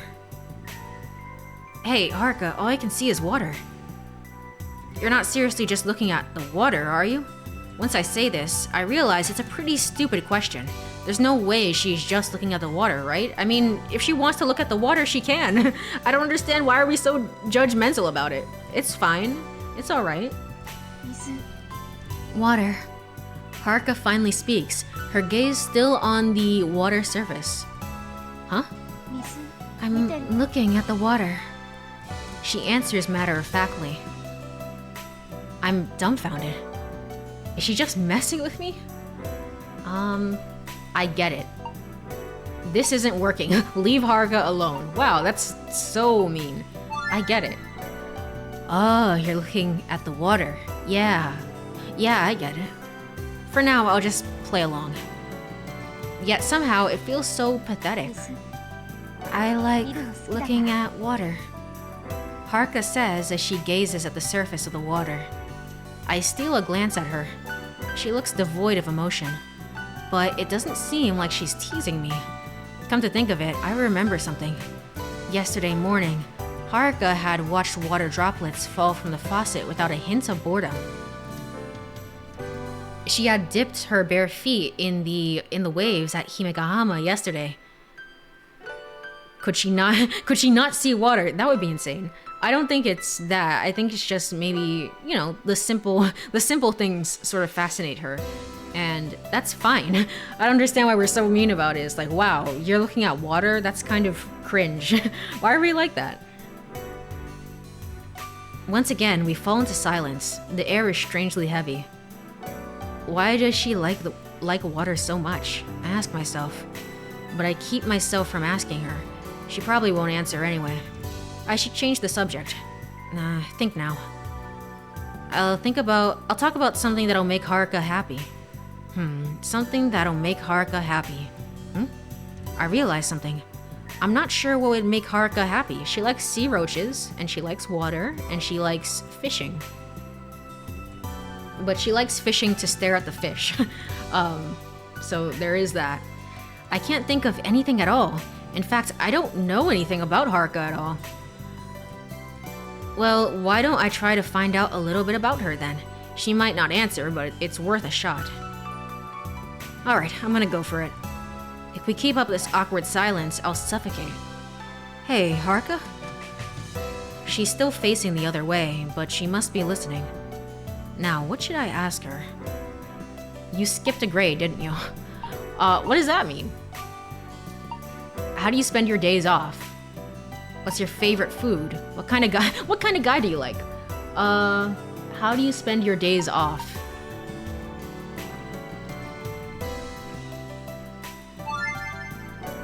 Haruka, how do you... Oh wait, Haruka did actually skip a grade. I think we do remember that. Yeah, that's literally a fact about her. I forgot about that. Haruka, how do you spend your days off? You kind of give off this image of being a top student, but it doesn't really seem like you're glued to your desk all day. Yet you're not the sporty type either. I can't really imagine you working part-time. So how do you spend your free time? If you don't want to answer, you don't have to. 4 choices. That's pretty rare for the game. It's pretty rare. No good, huh?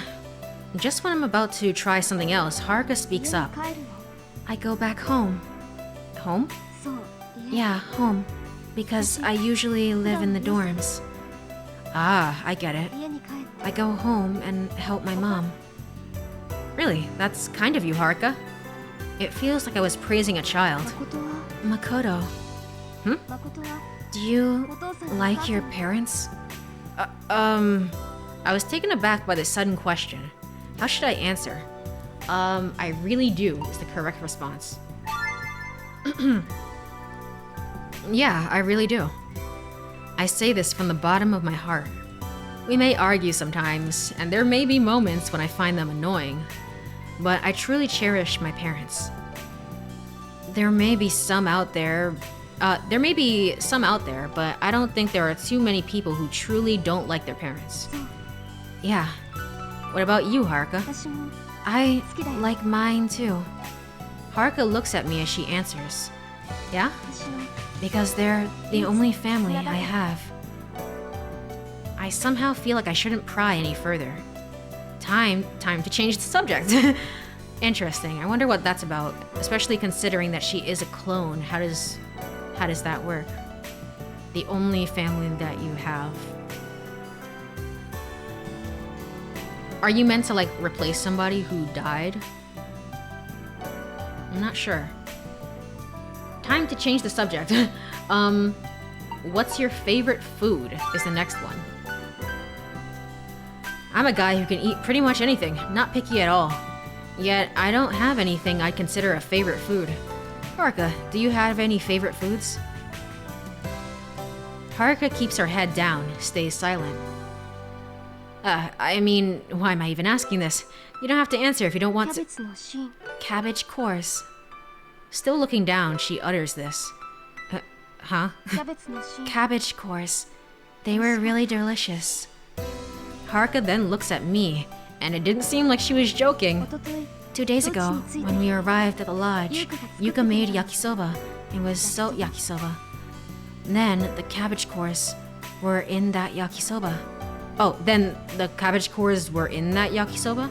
Haruka nods. I see. I don't know how to react. I'm surprised that Haruka likes cabbage cores, but what's more, I'm amazed Yuka had managed to make something edible. True and real. That's a plot hole. That's a plot hole for sure. If I had arrived at the lodge a little earlier than that day, I might have been able to witness it. It's a bit disappointing. She's a rabbit that couldn't touch water, calling it now. everything. That's what I thought Kurumi might be. That was my theory for Kurumi. That still might be up on the table, to be honest. Or it could be the case for Haruka, I'm not sure. So, are there any foods you don't like? I try to change the topic again. Eggs and milk. Really? Why? They're slimy. Slimy? It's gross. I remember how Haruka had been fascinated by sea roaches in the boat yesterday. If she can find joy in something like that, I can't understand why she couldn't eat eggs or milk. Yeah, it's interesting, like, some people are very sensitive to the texture of food and stuff like that, and I always find that so interesting when people bring that up, because to me it's very much, I don't think I've ever been too picky about texture per se. It is very much just how the food looks for me.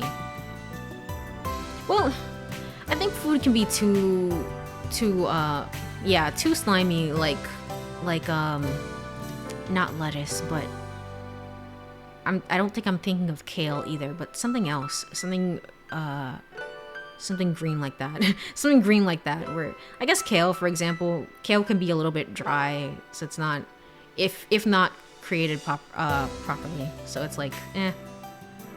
But eggs and milk is like, I can't understand why that would bother you so much. Who owns the tiny bell again? We don't know like where it comes from, but currently I believe we have gotten rid of one bell, and I assume because we're on the Haruka route, Haruka is gonna have another bell with her, or something like that. I don't know. I don't know if she has it right now, but we got rid of our bell. It's gonna come back to us eventually, because it always does. That's how it goes. I remembered how Haruka had been fascinated by the sea roaches in the boat. Yes. Well, I guess that's just how people's preferences work. I know someone who hates watermelon because the texture reminds her of styrofoam. Really? Really? That's crazy to me. That's crazy. I mean, I don't like watermelon mostly because of the taste. I'd prefer to eat other fruit if possible. Like, it's fine, but I just prefer to eat other fruit. But interesting, like things like that where it's just like I don't see it, I don't get it, but I love to hear about those things because it's just like, how do other people interpret the food? Okra. Is it okra? I can look it up. Hold on.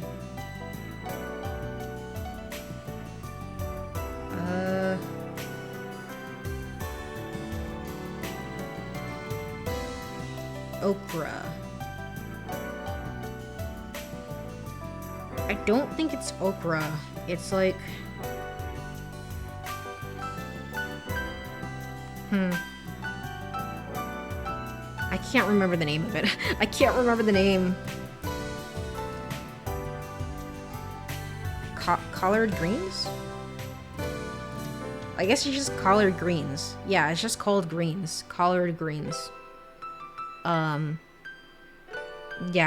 I don't like collard greens. I think that they but it's also about the taste, but they're also a little bit slimy too, so it's I guess that's part of it, but not entirely that. You won't eat them at all? No. Haruka, you shouldn't be so picky. Eggs and milk are essential for a healthy body. I suddenly realize something as I speak. What the hell am I saying? Haruka's a university student. I'm acting like a parent fussing over a child. A little embarrassed, I look away. Okay. I'll try to eat them from now on. That easy? Okay. Oh, good idea. I'm a bit surprised by her words, but at the same time, I feel relieved. Why? Huh? Why are you so interested in me? Haruka looks at me puzzledly. She genuinely wants to know. Well, I fumble a response. Truth be told, I'm not quite sure myself. どうして Why? She asks me once again. Oh, I've heard of that. I don't think I've ever tried it. You definitely do not have to try it. It is, I think there are better vegetables out there in the world. Because I'm interested in you. Because I'm interested in you. 私に Interested in me? I want to get to know you better. Haruka stares at me. I stare right back. She quickly averts her eyes. Aw. Haruka still has a blank expression, but there seems to be a slight flush in her cheeks. We both fall into silence again. Yet another awkward pause in the conversation. Hey, wanna go down the slide? To change the mood, I decide to take action. 滑りだよ The slide. Look, this is a slide. Didn't you see? Haruka gives a small nod. Well, you wanna go down? Seems like she's at a loss. Let's do it. It'll feel great, I promise. 気持ちいい It'll feel great. Yeah, while you're sliding, you can't think about anything else. I exaggerate a bit. Well, maybe more than a bit. 何も Okay, that's kind of cute. It is, yeah. You can't think about anything? Yeah, 滑る I'll do it. Haruka answers decisively. Haruka, what's wrong? She has a blank expression. No, her face seems to be tensing up. Haruka, are you nervous? She nods. ねえ Suddenly, Haruka grabs my hand, 僕も一 startling 緒に me. 滑って Makoto, slide down with me. In the end, we end up sliding down together. Haruka sits between my legs, and I hold onto her from behind. The warm water flowing beneath my butt feels quite nice, but something else is on my mind. Hey, this is a little dangerous, huh? 大丈夫 It's okay, as long as you hold onto me tight, Makoto. No, that's not. Yeah, no, that's not what I mean. 行くよ Here we go. Wait, hold it! But Haruka doesn't wait. We launch at once. The stream of water carries us down the slide rapidly, and when we reach the bottom, Okiko kicks me in the balls. She's just like, gosh darn it, man, why are you doing this? Haruka silently screaming. Huh? I, on the other hand, am screaming in another sense. While Haruka's enjoying the exhilarating sensation of sliding down, I'm in a different sort of mind. Two grown adults going down the slide together, and our bodies are tightly pressed against each other. I can't help but feel extremely self-conscious. I feel like this is more chemistry than we've ever had with Yuka ever, to be quite honest. But I don't know. It's also weird because like Haruka doesn't feel exactly the same way about the situation, but I don't know. Finally, we reach the end, splashing into the pool. Phew. Haruka, dripping wet, turns to me. Huh. It can't be helped. It can't be. Haruka's smiling. It's not a full-blown smile, but it's the first time I've seen Haruka smile. もう一回 Hey, one more time? What? もう一回 Let's go down again. How many times have I been dragged into this? I've lost count. ... Finally released by Haruka, I feel thirsty and head to the refreshment stand. Oh, and I run into Yuka. 誠じゃない Well, I think on that note, I think now is a good time to save. Where do I want to save? I'm not gonna keep these saves, so I guess I can save over this. I can start from 1 again. Yeah, let's do it. All right, cool. We're gonna start from here, and we have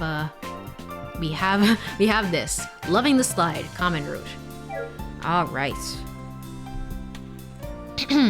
Not gonna lie, I never felt any chemistry with anyone until now. It's like these characters do not.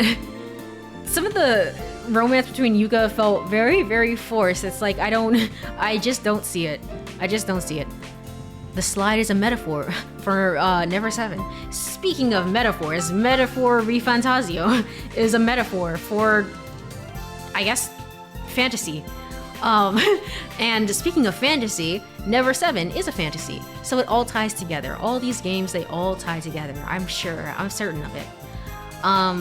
But yes, I am going to probably end stream for now. Let me go ahead and bookmark this page, because that's going to be very important.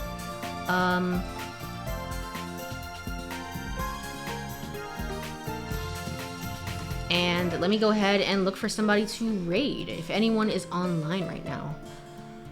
There are quite a few people online, actually. Wow. I was not expecting, because it's after... I mean, time zones are real, and this is what I mean. Like, when you move to a later time zone like this, it feels hard, because people who are on the specific Pacific time, they're like, it's just like a normal a normal night for them. Whereas for me, it's like, it's after midnight. It's after midnight. I gotta like hurry up and get this VOD up and go to bed. So I find it so interesting. But yeah, so Juicy is online. Let's go ahead and say hello to her. She is streaming Repo. I don't know anything about Repo, but I mean, it seems to be popular. So yeah, let's go say hi to her. Send some love her way. And let me go over to ending screen. Thanks for the stream. Thank you for joining us, Alex. I really appreciate it. And of course to you, Chu, and to anyone who sort of stopped by for a little bit or stuck around. Thank you so much for hanging out for a little bit. I really appreciate it. Again, this is not the be-all, end-all of how my streams are going to sound. I still need to work on how I want to suppress all the echo in the room. But it's nice to be back to Never 7 at the very least. So I will see you all on Friday at 1 hour earlier than 10 p.m. So 9 p.m. 1 hour earlier than these last 2 streams. But I've only seen people play it, but I've been asked to so many times to play. Yeah. It seems like a co-op. It has to be like a co-op experience. So. But have a wonderful night, day, whatever time it is, everyone. Bye-bye. Bye-bye. Bye-bye-bye.